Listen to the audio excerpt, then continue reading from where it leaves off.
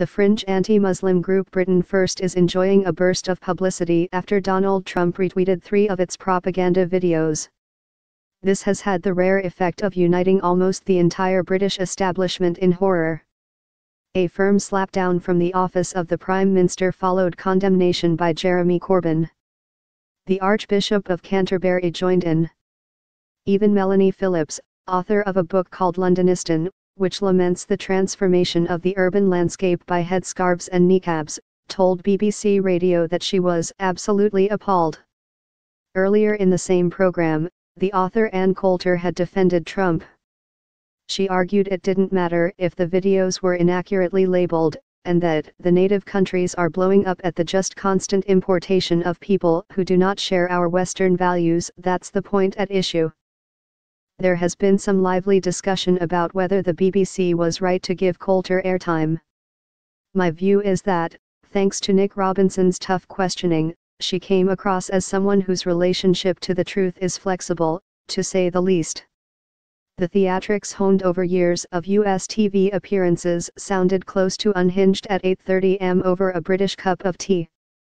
Any reasonable listener could tell she lacked credibility. There have certainly been times when the BBC and others have amplified the divisive views of figures who represent only a tiny minority, in the name of presenting both sides of an argument. That is wrong in the case of discussions about Islam. However, I wonder whether the oxygen of publicity debate slightly misses the point. I have no desire to give Britain First any greater status than the one it has in fact achieved, that of a political organization with about 1,000 adherents, which has failed to win in any election in 6 years of existence. Britain First is an Islamophobic group run by convicted racists.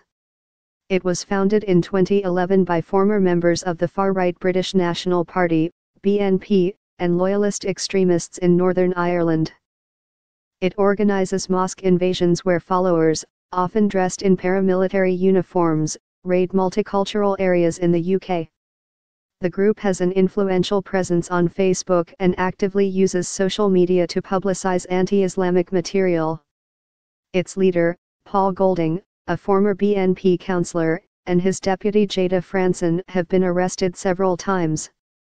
Franson was found guilty in November 2016 of religiously aggravated harassment after she hurled abuse at a Muslim woman wearing a hijab. A month later, Golding was jailed for 8 weeks for breaching a court order banning him from entering a mosque. Right-wing terrorist Thomas Mayer shouted Britain First before killing the MP Jo Cox during the EU referendum campaign in 2016.